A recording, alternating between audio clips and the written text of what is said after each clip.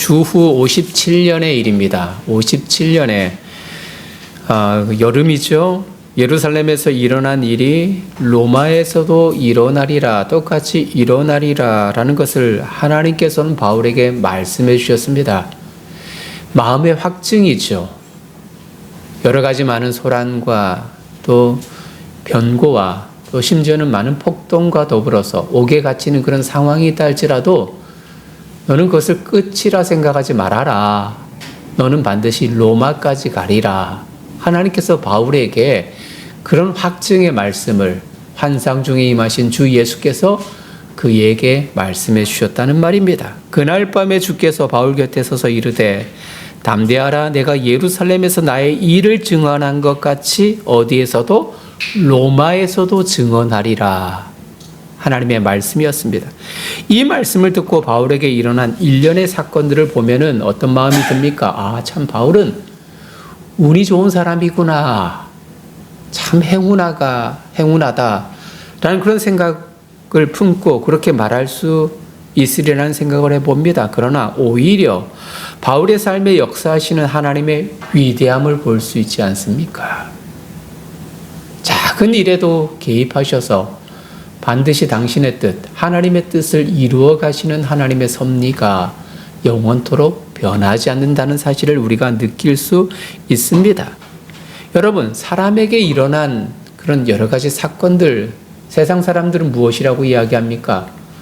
우연이다, 행운이다, 이렇게 말합니다만 우리 크리스천들에게는 우연이란 있을까요? 없을까요? 없습니다. 우리에게는 하나님의 필연만 있습니다. 성경도 우리들에게 이야기하잖아요. 사람이 제비를 뽑으나 이를 작정하시는 분은 누구시다? 하나님이시다 말합니다. 작은 제비 뽑기를 하나 하더라도 우리에게 당첨의 기회 혹은 당첨되지 않는 그런 기회도 그런 아픔도 있겠습니다만은 그 모든 것을 이끌어 가시고 운영하시는 분이 누구시라고요? 하나님이시다. 이는 신앙과 이런 믿음은 잃지 않아야 하는 겁니다. 예수님을 따르는 사람에게는 오직 하나님의 섭리만 있을 뿐입니다. 하나님께서 우리의 삶을 원하시는 방향으로 조금씩 그리고 한 걸음씩 바꿔갈 뿐입니다. 여러분 욥 아시죠? 욥에게도 재앙 같은 일이 일어났습니다. 많은 아픔을 당했습니다. 재산도 사랑하는 자녀도 또 심지어는 아내마저도 육신의 질병마저도 그는 앓고 또 알았습니다. 얼마나 고통스러웠을까요? 그런데 욥은 하나님을 향하여서 이렇게 고백합니다. 범죄하지 않습니다. 주신 자도 여호와요 취하신 자도 여호와시니 여호와 이름이 찬송을 받을지어다. 얼마나 아름다운 고백입니까? 삶 속에 좋은 일이든 그렇지 않는 일이든 모든 것이 하나님의 계획대로 이루어집니다. 오늘 우리는 말씀을 통해서 하나님의 인도하심을 볼 수 있습니다. 자, 전도 여행을 마무리하고 바울은 예루살렘으로 돌아왔지요. 우리가 계속해서 일련의 그런 사건들을 보기 때문에 지난 일들을 조금 더 한 번 더 정리할 필요가 있겠다 싶어요.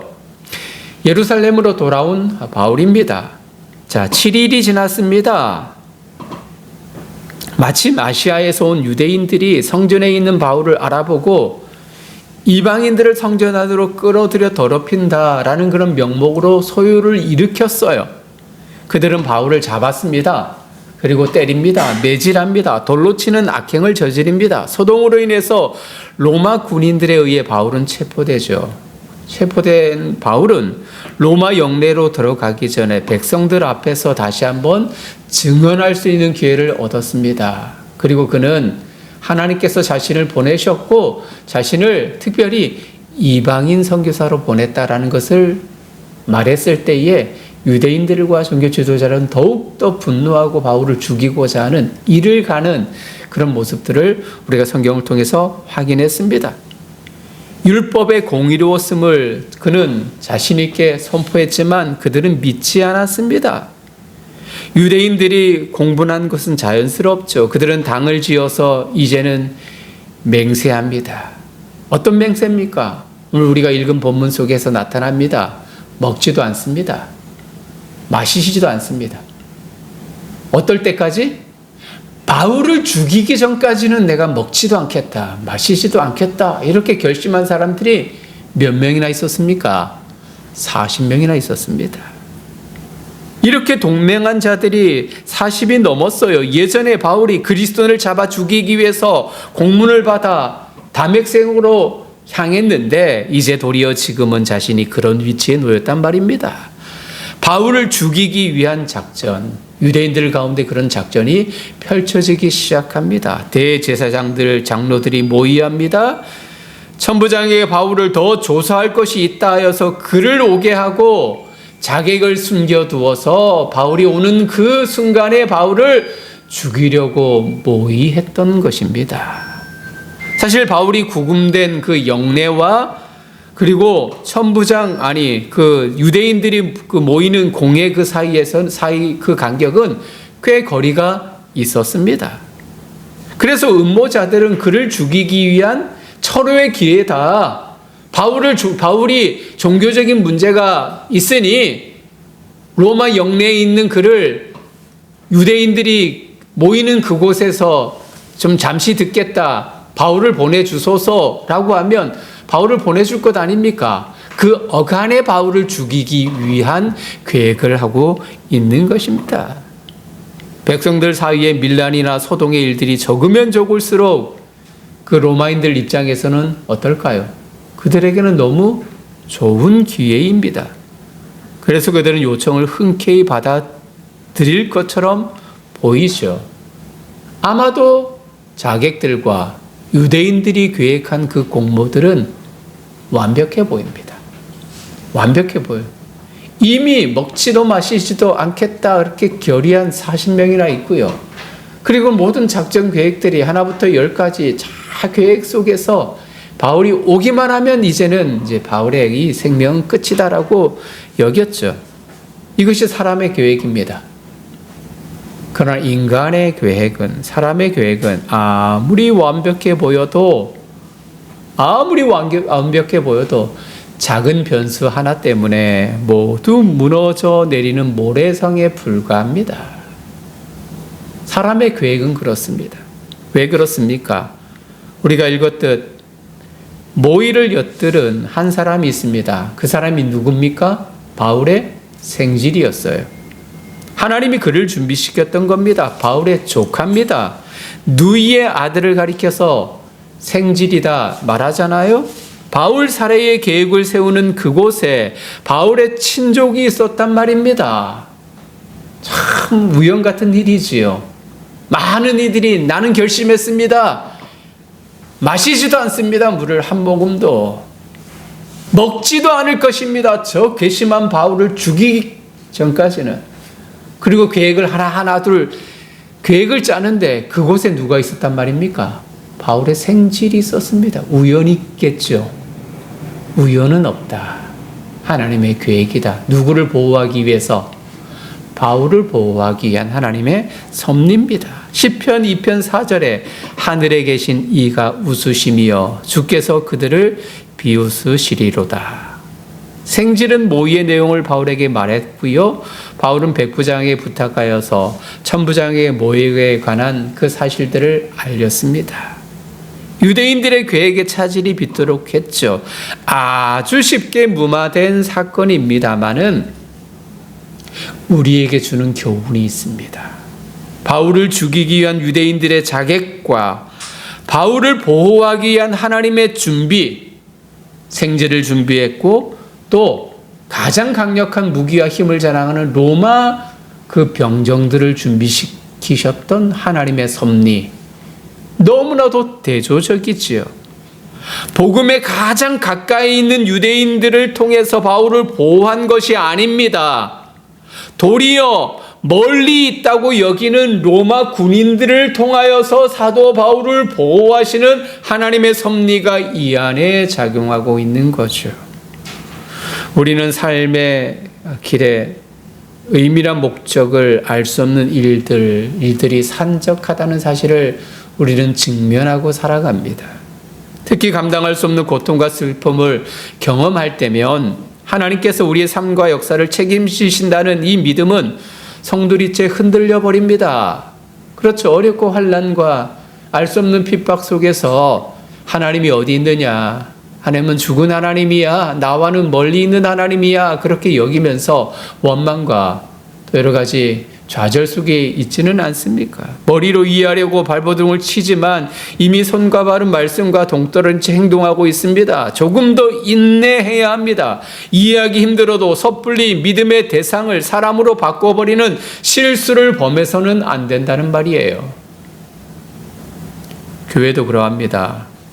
교회 가장 거룩한 장소라고 말합니다. 믿음과 신앙을 강조합니다마는 교회 안에서도 여전히 세상적인 잣대가 작용한다는 것을 여러분 우리 눈으로 목도하지 않습니까? 교회에서도 여전히 차별이 심합니다. 부와 가난한 자, 세상에 있는 권력층의 사람과 그렇지 못하는 사람들 구분하면서 바라봅니다. 특별히 가장 큰 것은 직분자를 세울 때 그러합니다. 교회마다 병폐입니다. 이것은 우리 믿음의 대상을 바꿔버린 하나의 예일 것입니다. 기억해야 돼요. 때로 하나님을 이해할 수 없는 분일 수 있지만 인간은 더 신뢰할 수 없는 존재입니다. 시간이 지나면 조금 기다리면 인내하면 하나님을 이해할 수 있습니다. 그러나 사람은 신뢰를 잃어버립니다. 예수 그리스도의 십자가는 당시 모든 이들이 이해할 수 없는 선택의 모습이었어요. 어떻게 하나님의 아들이 신이라고 부르는 그 사람이 십자가형을 받을 수 있을까? 그리고 십자가를 지셨을까? 세상 사람들은 이해할 수 없습니다. 특별히 유대인들은 더더욱도 이해할 수 없지요. 그래서 이 그리스도 예수님을 메시아로 지금까지도 인정하지 않습니다. 그렇지만 시간이 흘러 지금은 이해하고도 남는 포근한 하나님의 사랑이지 않습니까? 여러분 십자가 얼마나 우리에게 다가옵니까? 그저 하나의 그런 나무 형상이지만 그 속에 담겨져 있는 하나님의 사랑과 그 뜨끈뜨끈한 그 아름다운 이로 표현할 수 없는 그 아름다움은 우리의 마음속에 환한 햇빛과 같은 밝음과 소망과 우리 삶을 인도하는 그 걸음이지 않습니까? 우리가 찬양하면서 사막에 강을 만드시는 하나님, 사막에 길을 만들어 가시는 하나님, 우리 알 수 없는 인생의 길 속에서 허둥거리며 방황하는 우리의 삶의 길잡이가 되시는 그분이 십자가 달리신 그리스도 예수님이시라는 사실이지요. 우리 평생 삶에 함께 하신다는 약속의 증표 아닙니까? 우리 삶 속에 깊이 개입하시며 신뢰하는 증거가 십자가에 달리신 그리스도 예수님의 사랑인 것입니다. 유대인들은 그들의 계획이 성공할 것이라고 확신했습니다. 바울을 죽이고 나면 더 이상 예수를 증거할 사람이 없다고 여겼습니다. 그래서 더더욱 금식하며 이글거리는 눈으로 바울을 죽일 것만을 그들은 상상했어요. 하지만 하나님은 바울의 생질, 그 한 사람, 그 마음에 용기를 심어주었고 작은 불씨는 그들의 모든 계획이 수포가 되도록 만드셨단 말입니다. 마태복음 15장 말씀을 보면 예수님께서 이런 말씀을 하셨습니다. 우리 사람의 속마음에 담겨져 있는 것들을 이야기해 주셨거든요. 그것이 무엇이냐면 악한 생각, 살인, 간음, 음란, 도적질, 거짓 증거, 회방, 이것이 인간 마음속에 들어있는 것이라고 예수님께서 지적해 주셨습니다. 예레미야 17장 9절 예레미야 선지자도 말하죠. 인간의 마음이 하나님의 뜻을 이룰 만한 선한 것으로 채워져 있지 않다. 사람의 속마음은 늘 더럽고 추악한 것뿐이다. 예레미야 선지자는 그렇게 말합니다. 하나님을 적대하는 사람들은 언제나 이기적인 욕망을 이루려고 합니다. 하나님의 사람을 미워하고 악행을 저지릅니다. 요셉의 형제들을 보면서도 알 수 있지 않습니까? 요셉이 아버지의 사랑을 받는다는 그 이유 때문에 그것도 동생을 죽이려고 합니다. 다행히 팔아버렸지만 이것이 사람 마음속에 내재되어져 있는 인간 본성입니다. 요셉은 후에 말합니다. 당신들은 나를 해하려 하였으나 하나님은 선으로 바꾸셨습니다. 우리의 삶을 다스리는 하나님을 여전히 신뢰한다면 우리 삶의 현장에서 하나님이 행하시는 구원을 볼 것입니다. 하나님의 계획을 눈으로 보고 이를 이루어 가시는 하나님을 찬양할 수 있는 거죠. 하나님의 때에 적절한 사람을 준비하셔서 하나님은 당신의 뜻이 이루어지도록 이끌어 가십니다. 인간의 계획이 무너지는 순간을 우리는 보았지요. 사람의 계획은 언제나 흥황할 수 없습니다. 무너집니다. 유대인들의 계획도 넘어졌어요. 바울을 죽이기 위해서 그렇게 노심초사하면서 계획을 세웠던 그런 모든 계획들이 무너졌습니다. 천부장이 미리 손을 써 놓았기 때문이지요. 시민권자인 바울에 대한 암살 모의를 알게 된 천부장은 아주 대규모의 군인들을 준비합니다. 오늘 본문을 보면은 보병과 기병을 준비하는데 다 합쳐서 몇 명이냐면 470명입니다. 재밌죠? 저는 참 재밌어요. 바울 한 사람을 지키기 위해서 몇 명의 군사가 동원됐냐면 470명이 동원됐습니다. 와, 이 바울 대단한 사람입니다. 왜? 대단한 사람이죠. 왜요? 그 마음속에 복음이 있기에.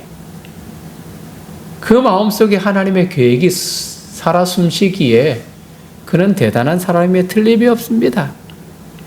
암살 모의를 알게 된 천부장이 470명 규모의 군대를 준비했습니다. 경계 근무자만 두고 한 사람을 보호하기에 모든 노력을 기울였단 말입니다. 이제는 유대 지역을 통솔하고 있는 총독 벨릭스. 총독 벨릭스는 예루살렘에 있지 않았습니다. 예루살렘에서 떨어져 있는 이제 항구 도시인 가이사랴. 가이사랴가 로마 그런 이제 행정 그런 그 주둔지였거든요. 그래서 그 벨릭스는 가이사랴에서 이렇게 머물었습니다. 그래서 이 천부장은 가이사랴에 있는 총독 벨릭스에게 사도 바울을 보호하면 어때요? 자기는 책임을 면피할 수 있죠. 바울을 이제는 애써서 이제 보호할 의무가 없습니다. 총독 벨릭스에게 넘기면. 그래서 그를 그렇게 보내려고 했습니다. 무려 470명의 군사를 동원해서요. 그리고 편지 한 장을 씁니다. 편지 한 장을 써서 보내면서 일련의 그 사건들을 내용들을 정리해서 보내거든요. 그런데 여러분 그 편지의 내용을 보면은 이 천부장이 얼마나 교활한 사람인지를 우리가 알 수 있습니다. 참 좋은 사람 같죠?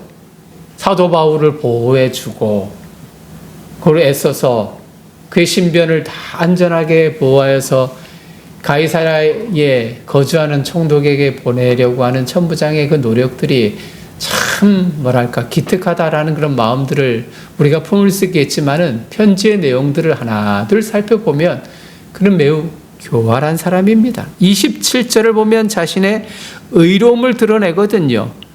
유대인들에게 잡혀 죽게 된 한 사람을 보았는데 로마 사람인 줄 알고는 군대를 동원하여 구원했다. 이런 뉘앙스로 편지를 썼어요.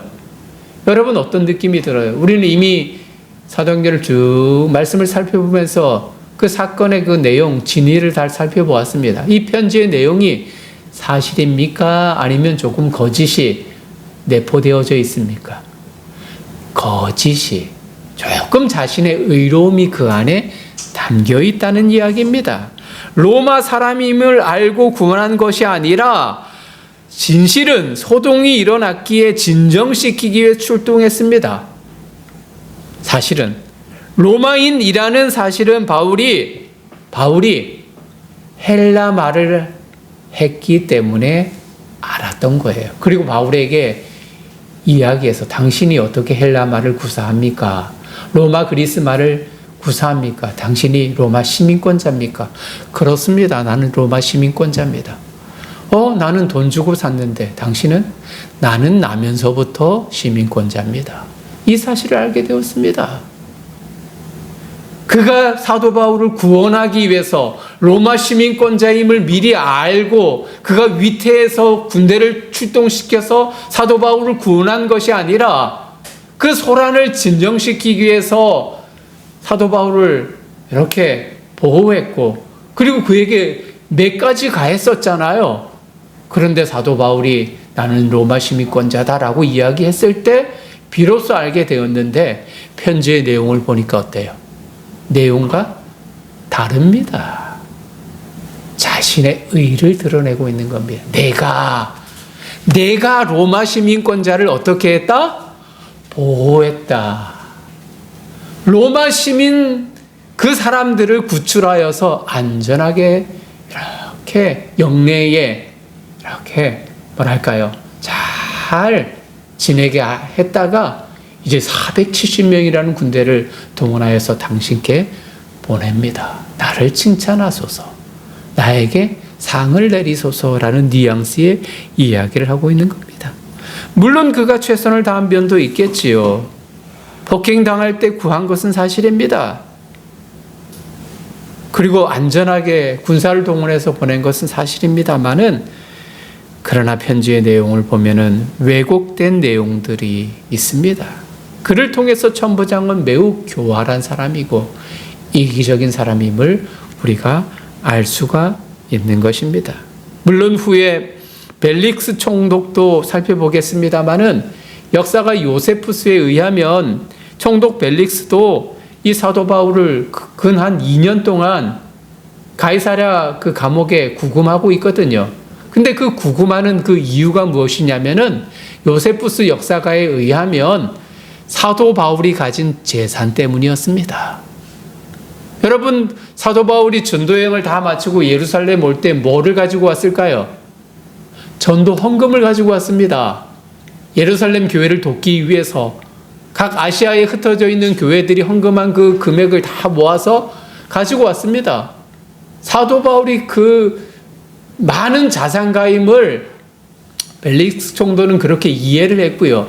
그래서 로마 감옥에, 가이사랴 감옥에 많이 오랫동안 구금할수록 그가 영치금 명목으로 혹은 자신의 신변의 안전을 위해서 많은 것으로 자신에게 정치 자금을 구할 것으로 그렇게 예견해서 바울을 그렇게 구금을 했던 것입니다.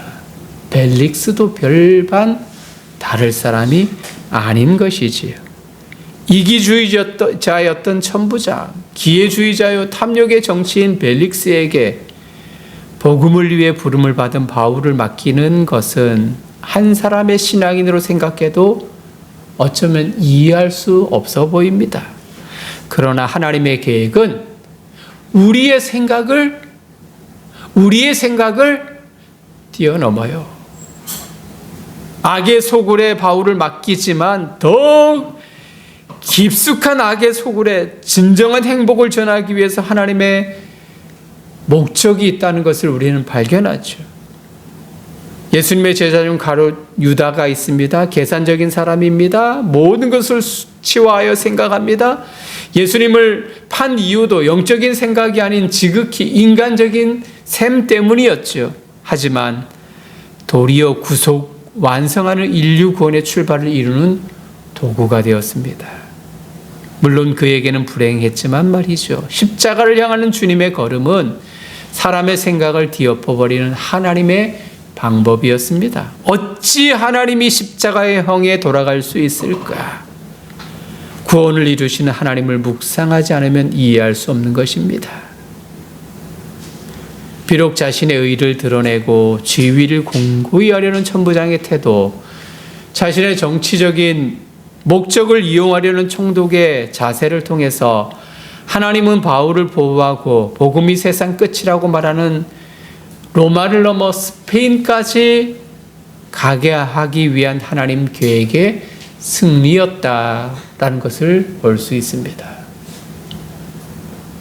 바울을 죽이려는 계획이 다 끝이 나게 하시고, 또 바울이 예루살렘이 아닌 이제 가이사랴 그 로마 공간이 있는 곳으로 가게 된, 특별히 이기주의자였던 천부장, 그리고 정치 야망을 꿈꾸는 벨릭스, 그 모든 개인적인 생각들을 다 무너뜨리고 하나님 당신의 그런 계획이 온전히 이루어 가도록 모든 역사를 이루어 가신다는 사실입니다.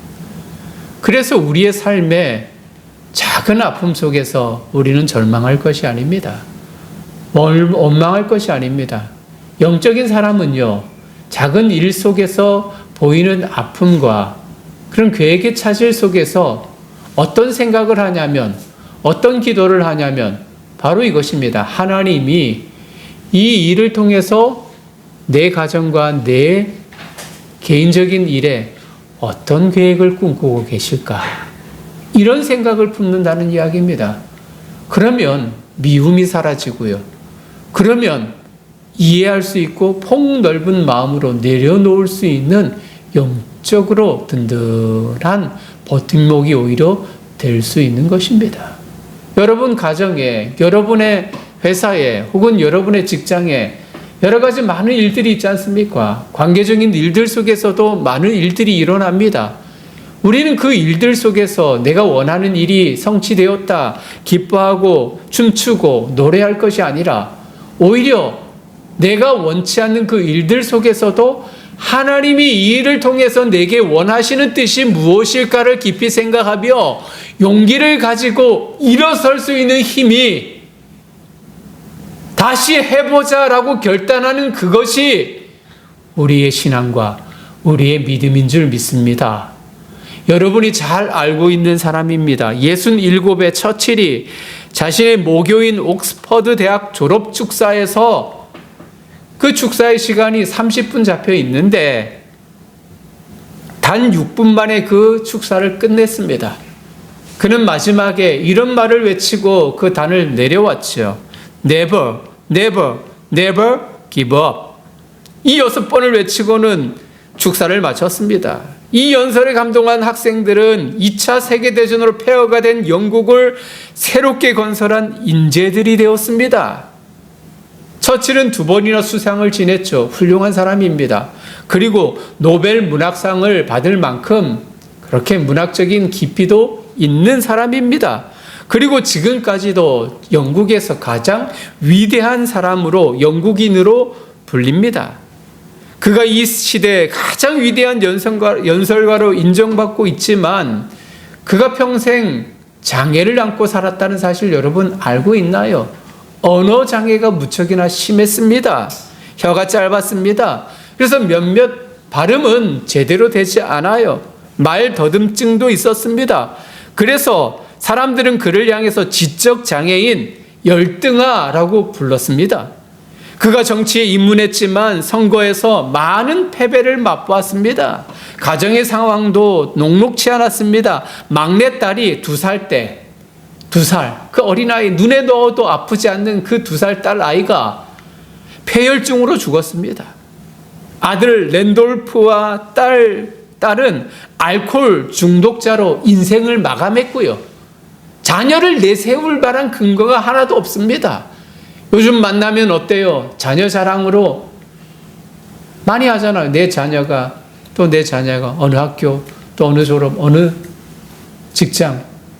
우리가 노년이 되면 자랑할 것이 별로 없어요. 자녀 자랑 외에는 할 것이 없습니다. 그런데 이 처칠은 자녀에 대해서 말할 건덕지가 하나도 없습니다. 그리고 남은 딸 하나는 어떻게 되었냐면 심한 우울증에 사로잡혀서 자살했어요. 이렇게 그의 인생은 편안하거나 매력적인 인생사는 아닙니다.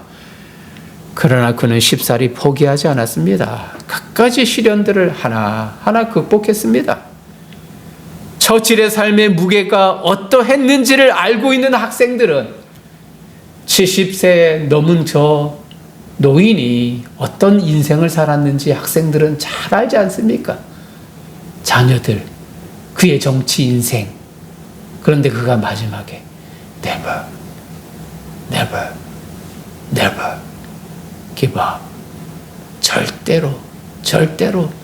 절대로 포기하지 마십시오.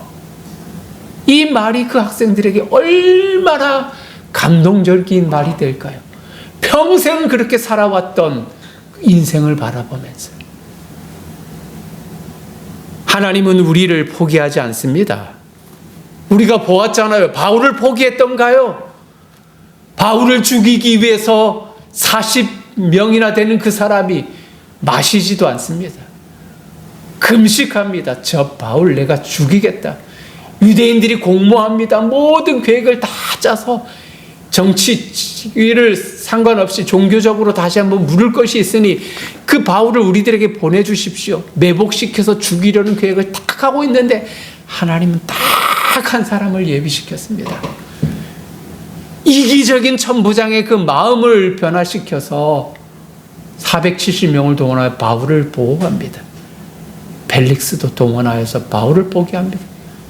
하나님의 그 뜻이, 하나님의 계획이, 하나님의 방법이, 하나님 나라의 그 복음이 여전히 수호되어지고 증거되기 위해서 하나님은 포기하지 않습니다. 그러나 우리는 어떠합니까? 작은 일에 포기합니까? 작은 일에 울부짖으며 하나님 왜 그러십니까? 내게 또 왜 그러셔요? 그렇게 울부짖고 원망하고 있습니까? 하나님 나라는 하나님의 뜻이 이루어지는 곳입니다. 우리의 삶과 사회는 하나님 나라가 무너진 영역이라 할 수 있을 거예요. 그렇게 하나님 나라가 이곳에 임하기를 우리는 기도해야 합니다. 하나님의 계획은 우리가 오늘 말씀을 통해 확인했듯 인간의 생각과 계획을 통해 이루어지지 않습니다. 전적인 하나님 방법을 통해서 서서히 드러납니다. 조급해하지 않아도 됩니다. 우리의 삶에 일어나는 일련의 일들 속에서 우리의 계획이 언제나 승리하지는 않습니다. 흐지부지해지고 무너져 버리고 없어지는 것이, 변하는 것이 인간의 계획이지만 하나님은 변함이 없습니다. 우리 삶이 십자가를 자랑하는 삶이 되고 하나님을 나타내는 삶이기를 바라시는 하나님의 길은 탄탄대로인 것입니다. 우리의 생각을 내려놓고 하나님의 생각에, 하나님의 계획에 우리의 마음과 우리의 영과 우리의 육신을 다 들이십시다. 우리 공동체가 비록 부족한 면이 많이 있습니다만은 이 교회를 통해서, 여러분을 통해서 하나님께서 일을 이루어 가시려는 계획이 있다면 아무리 방해가 있어도, 아무리 핍박이 있어도, 아무리 재정적이고 또 아무리 인위적인 그런 방해꾼이 있어도 무너질까요? 무너지지 않습니다. 하나님이 이 교회를 사용하시려는 계획이 있다면, 하나님이 여러분을 통하여서 일을 이루시려는 계획이 있다면 절대로 망하지 않습니다. 우리에게는 그 일을 행하시는 하나님을 바라보며 하나님이여 어서 속히 이 일을 이루시기를 바랍니다. 기도하며 인내하며 간구하는 그런 삶이 필요할 것입니다. 이런 모든 일에 쓰임 얻을 수 있는 늘사랑 모든 지체들, 교회, 개인들, 가정들, 직장인, 사업체 되시길 주님의 이름으로 축복합니다.